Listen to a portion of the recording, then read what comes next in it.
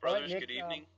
Oh, what I All wanted right. to do, this is Jason Adrick. I wanted to introduce Nick Trelka, who's going to be our presenter tonight. He's the chair of the Alumni Services Committee and a 2005 Ohio Epsilon graduate with a lot of experience on the volunteer side, province side, as well as a past ritual committee member as well. So Nick's going to be our presenter tonight. Nick, go ahead. Jason, James, thank you so much for this opportunity tonight. And brothers, thank you so much for giving some of your time this evening to learn a little bit about Alumni Association best practices, and hopefully you can gain a little bit of knowledge and maybe some cross-pollination from this webinar. And I hope that we have a lot of alumni on the call tonight, obviously, but I also hope that we can reach out to some of our graduating seniors and just try to get the conversation started early, because as many of you on the call here tonight, you want to continue your loyalty, you want to continue your growth in the bonds of Sigma Alpha Epsilon, just as a quote, the noble quote below our title tonight, Loyal Sons of Minerva Beyond the Walls of Our Alma Mater. So what do we want to do tonight? I'm sure that there's a lot of brothers on here tonight that are in different levels of participation in alumni associations. We have some with very successful ties to alumni associations that are looking to grow even further. We may have some startup alumni associations, and we may have some that are looking to burst out of that middle ground and a little bit of stasis. So I hope that everybody can find something to take back and build their brand of a successful alumni association, whether it's with a chapter or an area alumni association. Another thing we want to do tonight is engage each other, start an open discussion on potential stumbling blocks. I would hope that there's some of you here tonight that have maybe found a rough start with a new alumni association, or maybe bringing one back from the ashes, and you can share some of your stories. And I would hope that we can go out of here tonight and continue the discussion between each other. I think that a big problem with alumni associations becoming stable and becoming great alumni associations is a blockage or an isolation, lack of communication between our alumni brothers. And lastly, we want to go home and go to our next alumni event and really start engaging new alumni and continue to grow our alumni brotherhood. Because after all, I keep telling everyone from from being a pledge to the time they're initiated, to the time they graduate, it seems like you're in chapter hall and you're an undergrad for a very long time, but you will be an alumnus for the majority of your life. And it could be 4 times, 5 times, 10 times the amount of your lifespan that you're in the walls of your alma mater. So look at that as an opportunity to grow and really connect with as many brothers, many more times the number of brothers that you would have possible to connect with while you're in school. Another thing that I wanted to bring up was, I don't really want to call it a misnomer, but it's something that you hear a lot in different varieties, that you will never be able to put enough into SAE to equal what you gain from it. And while that's a very noble quote and something that really tugs at the benefits of being a brother, and there are a great many, I really don't want to leave tonight and say, you know what, there's just not any more that I can give. There's always a time and a place to build our alumni brotherhood beyond the point of getting that graduation or being initiated or any of the other myriad benefits that we gain from being brothers.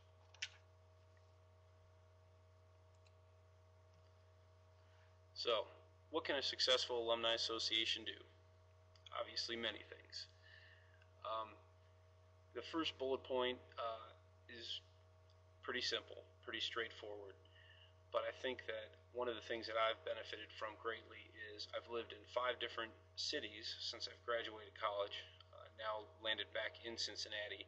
But everywhere that I stopped, I was able to call and connect with a brother that I had not known before and made a connection with, either professionally, socially, just kind of show me around the new city, or invite me into a local alumni association event and give me an opportunity to give back, or just to connect with some new brothers.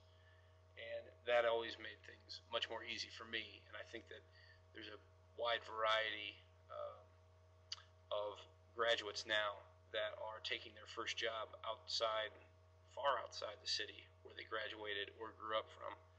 And I think that there's a huge opportunity to connect right off the bat.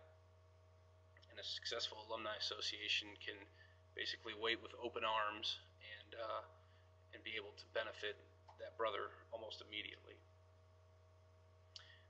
We talked about social networking, but also professional. A lot of times you may not get a job straight out of college, but having a plug into a network of alumni and having a knowledge of the catalog of successful alumni in your industry is a great benefit as well. And that is something that takes a little bit of organization and a little bit of availability, as we'll talk about, in order to get that benefit to as many brothers as possible. Obviously, alumni associations are also there to serve the undergraduate chapter or areas in many different roles: mentors, advisors, board members. And I'll jump ahead just real shortly that strong alumni ties tend to guide strong chapters, and it helps break what I would call an organizational memory, or it's about a 3 or 4 year cycle where undergrads, they tend to think that the way they've been doing things or the way they've been taught things are the way that things have been going in their chapter for decades. And having an alumni perspective and having the alumni just give some feedback in general often greatly benefits the chapter in what they want to achieve in their 4 years, and also to make sure that that alumni has a strong home to go back to for homecomings, founders days, and the like. And it's no secret, alumni still want to stay young in ritual, member development, mentoring, and recruitment. Those of us who have been active and who want to be active as alumni, there's many opportunities to serve as advisors, and we can talk a little bit more about how much time that may or may not take, but there's always a level of participation that you can give. And obviously develop future volunteer leaders in Sigma Alpha Epsilon. It's no secret that many of our greatest SAEs have spent long hours in alumni associations, putting together homecomings, putting together convention speeches, all those sort of things that help lead our fraternity at the highest level. And you can look at any one of our Supreme Council members and see a fine example of that. Successful alumni associations tend to build successful alumni for the fraternity just as much as successful chapters. So let's break down a couple of more components. We'll talk about availability, communication, consistency, and repeatability. And speaking of repeatability, I may tend to repeat myself a little bit, but successful alumni associations tend to fall back on a few to 3 or 4 things, and I'll just keep putting those out there for you. Successful chapter practices carry to successful alumni association practices, and vice versa. again, that's something that tends to build on each other. It's crossing the boundaries, just as alumni can build chapter brothers and get them ready for graduation. Chapter brothers tend to graduate and take those successful practices with them to alumni associations. Successful alumni associations tend to network with other area alumni associations, chapter alumni associations, and apply for awards. You know, the famous quote out there by T.S. Eliot is, if you're not over your head, how do you know how tall you are? Well, if you don't apply for awards, how do you know how successful you are? And that's true with chapters as well as alumni associations. And it's only fitting that those that put in the time, especially as volunteers, apply for awards and are recognized for their efforts and for others to learn from. We talked a little bit initially about alumni associations tending to be isolated. Isolated and static, meaning that they tend to do either tired old events or a little bit half-hearted events. So it's important to be somewhat consistent and predictable, but not static. And having a little bit of cross-pollination, which we hope to start tonight, would lead to hopefully some more engaging and fun events, things with more benefits for alumni members.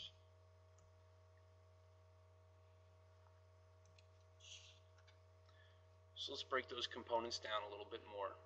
And what I mean by availability is taking on the responsibility of an alumni association, whether it's the president or it's a recruitment chair or any number of positions, a secretary or a treasurer.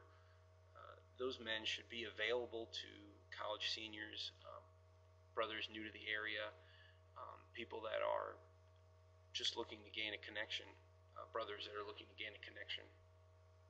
And we talk a lot about in the Alumni Services Committee about, how do we engage young alumni earlier? How do we get them involved? Not necessarily giving money or giving time, but just continuing to reach across as a brother and a friend, and continuing to develop the bonds of social brotherhood that we all enjoy. And being available, I think, is the first level of that. Now, beyond that, obviously, you need to have communication. Email databases, we kind of touched on that with the opportunity to reach out for a brother looking for professional help in the area or just social new to the area. That is fed by a strong alumni email database. And sometimes that is an entire position in itself. I think that we can probably find some examples of the gentlemen on this call tonight that strained with much of their volunteer time, just keeping that up to date. Sending regular e-newsletters, that's a great passive way to keep everybody informed, to keep everybody on top of the next events. And we talk a lot about trying to cross-pollinate. That quarterly e-newsletter can tell alumni, for example, here in Cincinnati, the undergrads are putting in what the graduating seniors are doing, where they're going, what city they're moving to. So even before they walk down the aisle with that diploma, there's alumni out there that are on this email database that know that, oh, there's a brother coming to town. Maybe I'll take him out for dinner. Maybe I'll take him out for coffee. Just something to build that connection. Yearly hard mail newsletters. That's kind of a personal preference depending on the alumni association. And I'll also point out that periodically I'll give some examples of award-winning chapter alumni associations or area alumni associations that kind of exemplify a good practices, and Oregon Alpha is one of these for the e-newsletter. I believe they won an award in 2012. I'm sorry, I believe it was 2011. And the last thing, last component is consistency and repeatability. Now, again, this is kind of a fine line of being predictable and being stale, but alumni need to know things way more advanced than undergrads, especially when you get into alumni with families, with jobs that take them traveling or away for long periods of time. If you can set a social calendar as early as possible, successful social alumni associations tend to have a certain predictability that builds some excitement. Homecoming's a great example of this, and Founders Day obviously is another great example of this. But you may want to have other things, such as golf outings. I point out that the Toledo Area Alumni Association hands out these coins. If you've ever met Chuck Hodge, he's probably got a coin. And there's 3 events: the steak roast, Founders Day, and a golf outing. And the dates aren't necessarily on there, but you know that they're coming up. And maybe you can't make 3, but you can make 1 or 2. And it's that sort of consistency that really brings alumni in. They know that they can plan on this stuff.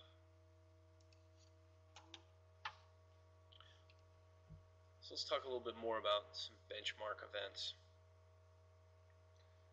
And we talk a lot about homecoming, and we talk a lot about Founders Day. And in some ways, some places, they tend to be the sole event. And after a while, there's just not as much engagement. And I would encourage gentlemen here tonight, and to take this back with them, that homecoming and Founders Days are typically the most popular events that any chapter or area alumni association has, in terms of attendees and also having undergrads there as well. It should be the platform for your alumni association agenda, not necessarily the benchmark event. If you think about just in a calendar year, having your homecoming event in the fall, Kansas City has a fantastic Christmas fundraiser, and be an easy thing to announce. Everybody enjoy homecoming today, but our next event is in 6 weeks or in 2 weeks. And it's not a packed social calendar, but it is something that they can look forward to. Something else that goes a little bit beyond the social is the Greater Atlanta Alumni Association has an award-winning speaker series. This is, I believe, a brunch. It's more of a business brunch atmosphere, and they have esteemed speakers come talk about myriad topics, and it really brings a lot of professional alumni that wish to engage each other in that manner, to network a little bit professionally. And for anyone that's in a big city or near a big city that has a lot of inner workings, such as Atlanta, it's a fantastic event, and I would hope to see a lot more of those. And I would also like to point out that the National Softball Tournament that happens every year down in Pensacola, the golf tournament, the new things that are coming out like the poker tournament, and I don't know if they still have the deep sea fishing tournament. I would hope so. But all of those things started out as local alumni ideas. So benchmark events can really grow beyond your own alumni association. And it's all about being consistent and building that drive, building that desire to come to these events. Now, beyond that, beyond engaging our alumni brothers professionally, socially, finding ways to support the chapter will bring back alumni. Many alumni want to engage each other socially and professionally, but innate in all of us, I think, is that continuing desire to give back to SAE, try to reach what we benefited from it. And maybe a balance of social and giving back really brings the greatest number and variation of alumni. The mentoring programs, there's a few in Iowa, and there are some that are speckled across the realm. These are the highest, most involved level of involvement that you can give to a chapter. And it really helps bringing undergrads into that different plane of existence beyond graduation and being in the chapter house. Understanding what it means to hold a job and, grow in your industry. There's all different sorts of mentors for each different brother, but building that up while they're undergrads will make them stronger alumni personally and more likely to come back and engage future undergrads. Another great example of just a very nice idea, and it may work in your chapter, it may not, but the brothers in Newport, California, the Alumni Association, they hold a blazer drive. So many alumni aren't the same size as they used to be as an undergrad, and they may have blazers that they need to get rid of. They have them all cleaned, they donate them to the chapter, and that's a couple $100 that a undergrad does not have to spend on a blazer for their next dinner or their next awards ceremony. I just think that it's a kind of a nice idea that just giving back even in a small part in a very thoughtful way, but it also kind of helps the undergrads dress a little bit smarter, not at a great expense. Another example is buying graduation cords for seniors. It's a relatively nominal fee. I think it's about $15. You can buy them on the website, but it's also something that alumni associations can roll into their dues. If you want to engage future alumni, starting at a senior level, pre-graduate level, is critical. And just having a short note, giving a graduation cord to that senior, it'll just make that day a little bit more special, a little bit more binding to them and the alumni, I hope. One thing that is built into the ritual and that many of us are a big proponent of are the graduation ceremony. Obviously, staying young in the ritual, being able to go to as many ritual events as possible is something that is a great opportunity for alumni, but that graduation ceremony, I think, is another gateway that is possibly underused in many chapters, and it's a short, several hour, let's say it's a 3-hour door-to-door opportunity for alumni to go to their chapter or an area chapter and sit in and just sit through the ceremony, be there for support, and at the end of it say, "Congratulations, brother, you've graduated, you're now an alumnus." And I would hope that we can take this opportunity to even build that bridge stronger between alumni and undergrads. To continue going with this, operationally, the successful alumni association between the ceremonies and between the social events tend to operate much like successful chapters. They just take it to the next level. Collecting regular dues is essential. So many things just can't happen.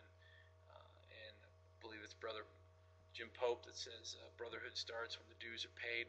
Well, that counts in real life too, both as an alumnus and with your water bill. So collecting regular dues is probably the base level of making sure that your alumni association runs between the events. Submitting paperwork regularly with the FSC, that's a has to be done, I believe, once a year. And continue recruiting to build the bench. Eventually, it'll be a cycle between social events and actual meetings to continue to bring in one or two people. Somebody new comes to the area, hey, stop by our speaker series or stop by our happy hour. Come to homecoming at a new chapter, and to keep building the bench. Interact with other alumni associations and compete for annual awards. And make the most of convention. Convention is really a great opportunity for all brothers to engage each other, learn as much as they can, and be a part of the biggest meeting that we have. Raising money both to fund alumni events, to start things up, and to continue to give back to the undergrads. Send some undergraduates to leadership school and help develop them before they graduate, so after they graduate they tend to want to give back more. And of course, recognizing successful alumni. Maybe your successful alumni in your area aren't around for every social event, or they're not around for every meeting, but maybe they can be great advisors from time to time. Maybe they're just great leaders in the community or in an industry.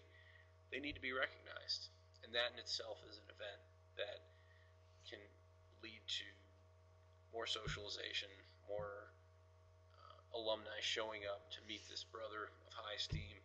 And we'll go over some of the awards later, but there are many resources on SAE.net, and James Irwin can maybe expound upon some of those later, but it's relatively easy. Buying 25 and 50-year shingles, recognizing alumni volunteers with the Order of the Lion or the Order of Minerva. Those sort of things really build up a sense of camaraderie and a sense of achievement.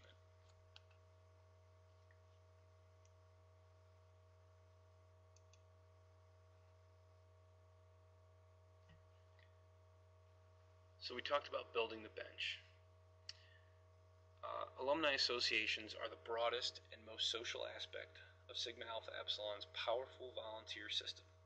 And when you think about it, we really can't run without our volunteers. We can't run without our staff either. So James and Jason, thank you so much for putting this on again and doing everything you do on a daily basis. But what we're talking about tonight is really trying to keep that machine going of continuing to engage alumni to be part of that future volunteer system that makes us such a great fraternity overall. Chapters need alumni mentors, housing corporations, advisory boards, and those tend to be picked from active alumni association members, as well as province archons, and on and on. Now, those typically are found from the most involved members of the Alumni Association, but the goal of building the bench is to try to find something for everyone. Just as you're not going to have full involvement of a chapter at any given time, there needs to be a varied platform and benefits of your alumni association to try to engage as many different types of brothers as possible.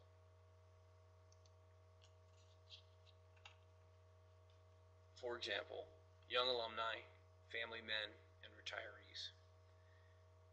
Those are three broad categories for alumni, brothers, and SAE, but those three tend to want different things the majority of the time, but then also tend to cross over for big events like Homecoming and Founders Day.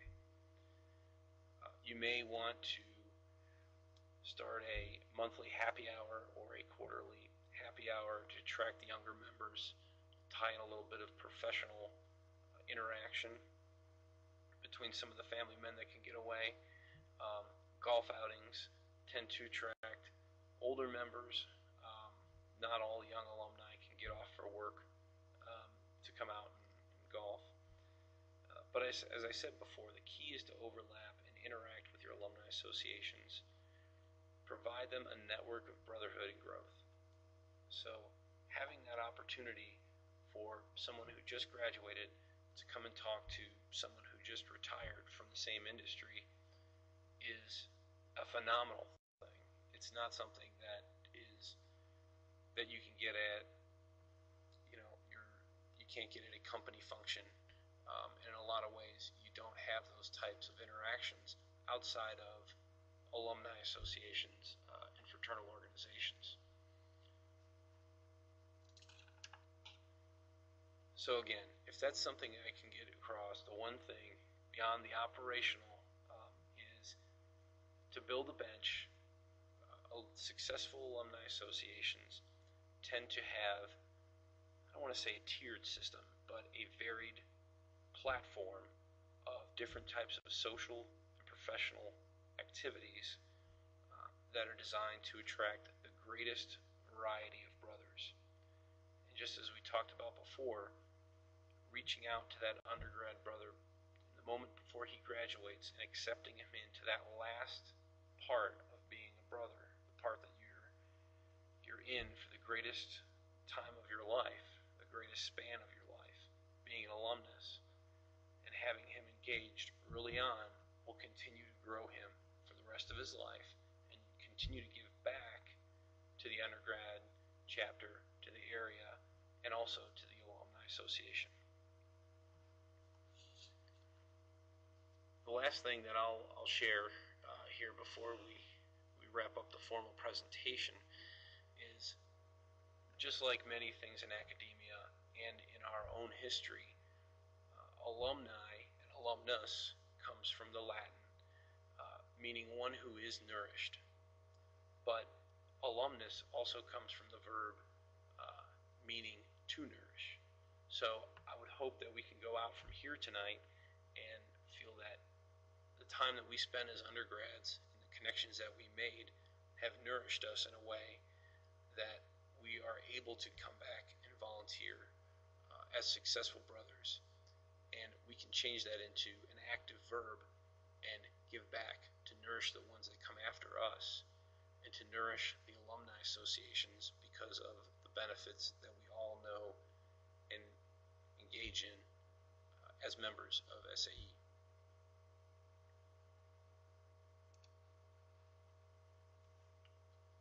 The last slide that I'll share are some of the resources that are available.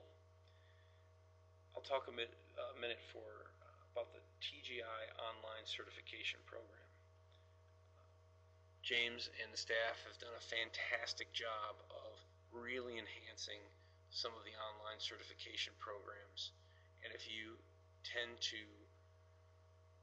give back as an advisor, or if you just want to know more about starting an alumni association and kind of see what the fraternity has to offer right now, I would highly encourage you to go to thetgi.sae.net and take some of these classes.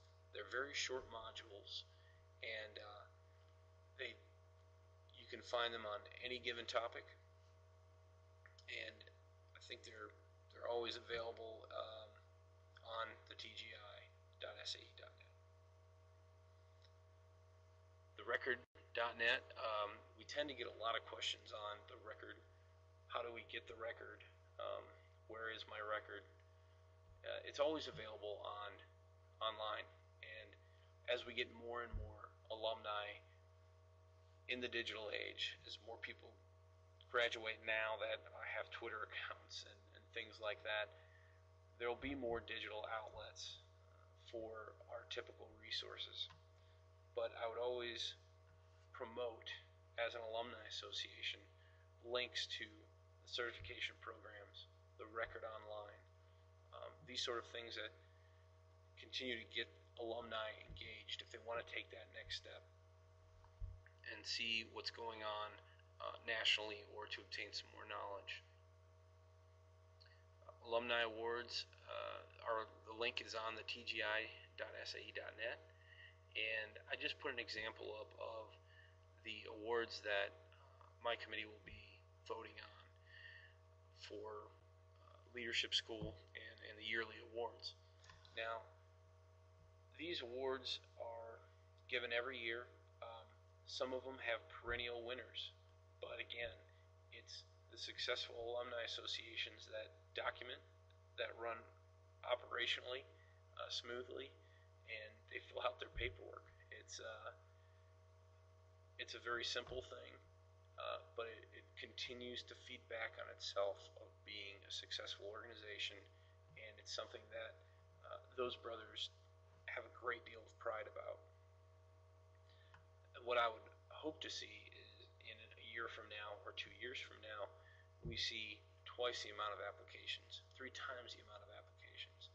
And the applications don't have to be long, but as you can see, there's a varied number of opportunities for alumni organizations and specifically alumni association entities to apply for these awards. And with that, I've come to the end of my prepared presentation. I would hope that this was able to maybe start some new thoughts, or maybe start some new questions regarding your own alumni associations.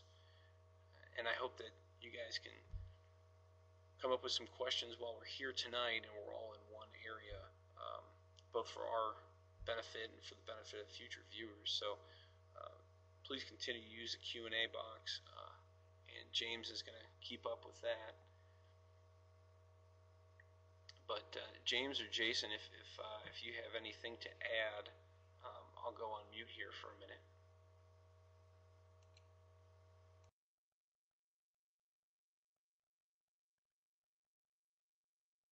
Nothing really to add. Great job there, Nick, in terms of the presentation and in terms of the different resources that are available. Again, outstanding resources available at sae.net, as well as our online education portal, the TGI.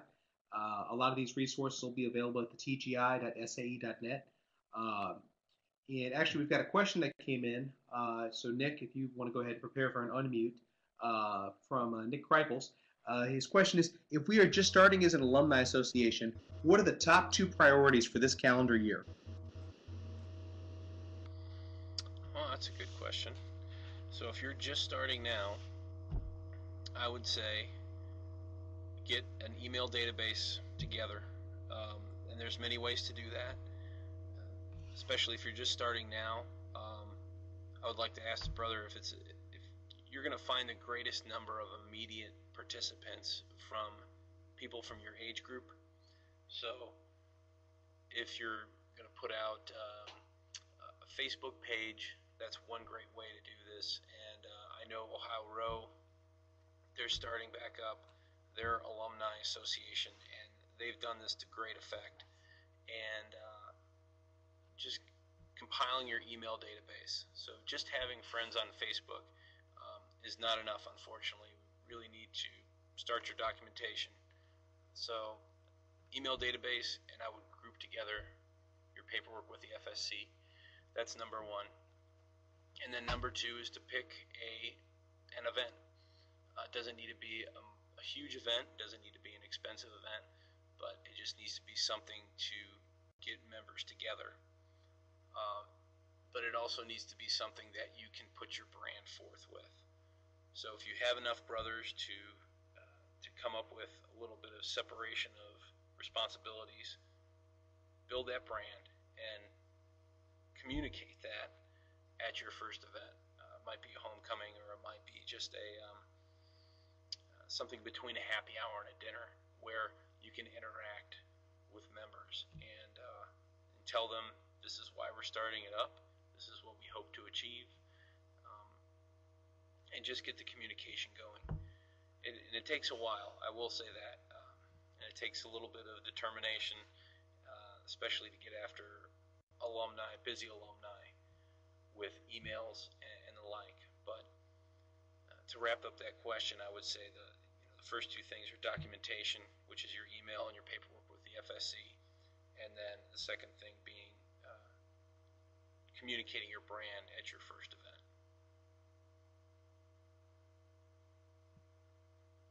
Good deal. Thank you. So another question that we have that came in, it was down in the chat section, does anybody have any suggestions for building and maintaining a website for the Alumni Association? Nick, any thoughts or suggestions that you guys have talked about from the Alumni Committee? Nothing that we can really share concretely tonight. Facebook tends to be the popular kind of pseudo website, but of course it doesn't work for people that don't have Facebook pages. I would say build a bench and go find a recent graduate that has a lot of computer science or website design experience.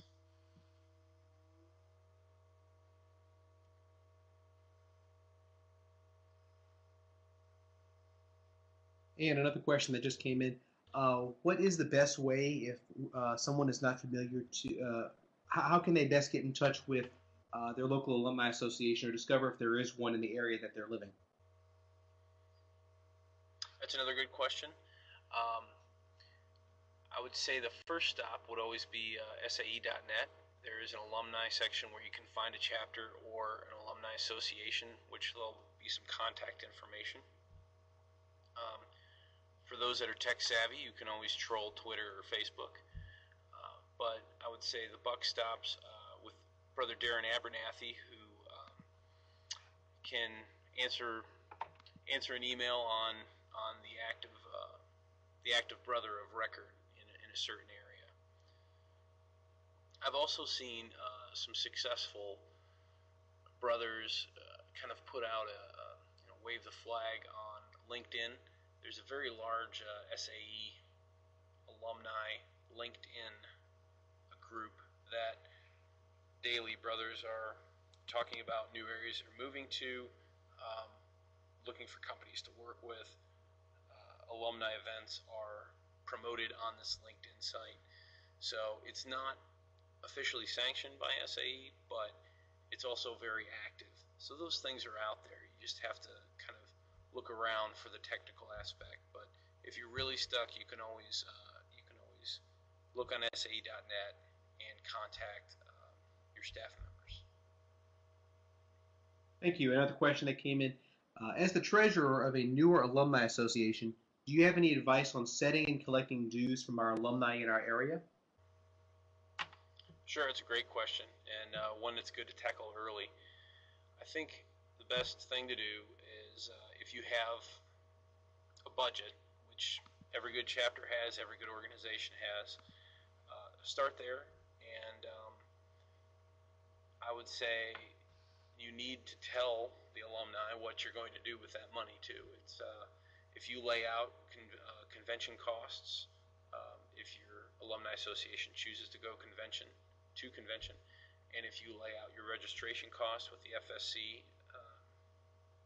and then any other events, those sort of things go a long way in getting people to interact financially with the alumni association. Say, okay, it's very clear where my money is going. I have no problem giving $20 a year, $25 a year. And a lot of alumni associations have great success with Founders Days. Having Founders Day be a sit-down dinner and charging alumni a set amount for the meal, their dues, and the meal of an active. And I'm just throwing some numbers out there, but let's say that it's $50 to come to Founders Day. You set up some great speakers. The meal costs, $15. You buy one for the alumnus, one for the chapter brother, and then $20 are your dues, and it's done for the year. And those are just some ideas, but I would say that being open with your plans will probably get a lot more paid dues on time.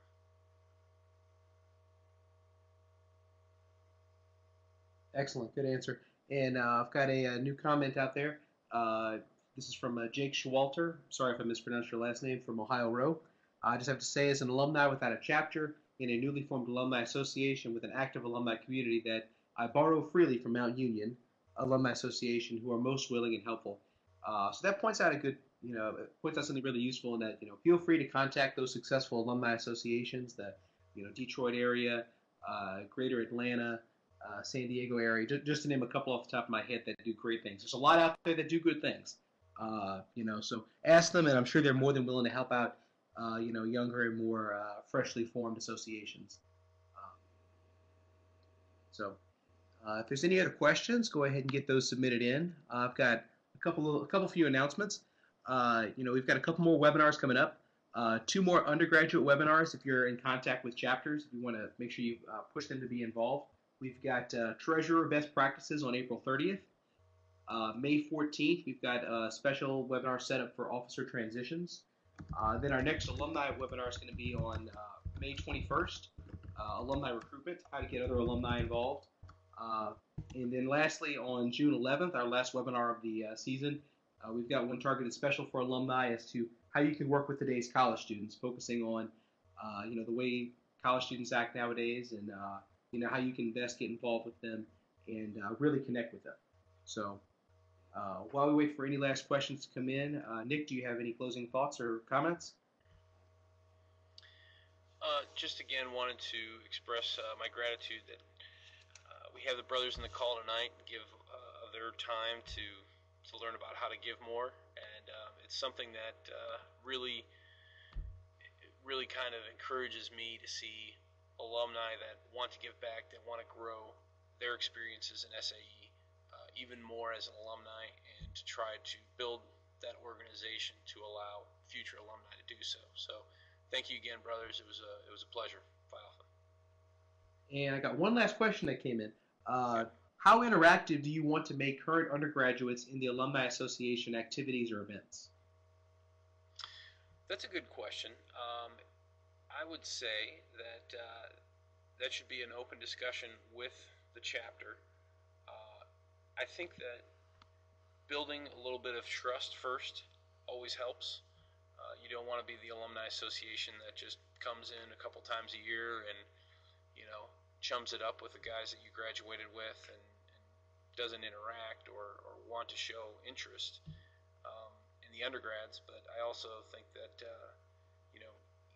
getting into the minutia of what a chapter needs right up front is probably not the right thing to do either. So I would think that once you have a fairly established, stable alumni association, just come to the chapter and say, what do you need?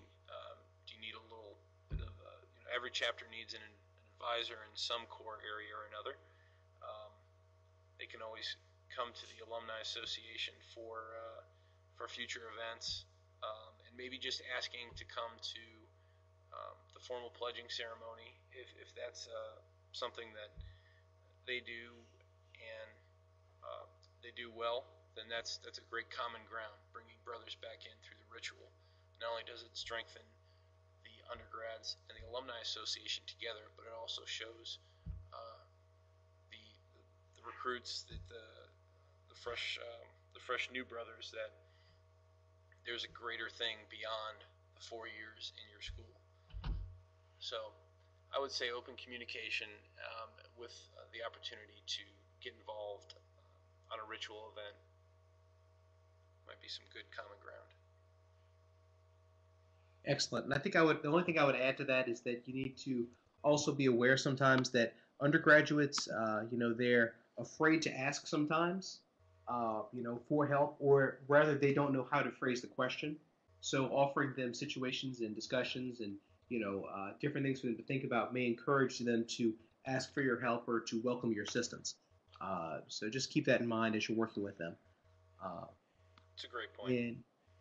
And with that, I don't see any other questions. Nick, thank you for hosting tonight, for doing this great presentation. Jason Andrick, thank you for coming out and assisting with everything. And that pretty much wraps everything up for the evening. So this presentation will be available on the tgi.sae.net in the Alumni Association section. The Alumni and Advisor Resources section. as well as the slides from here if you want to share it.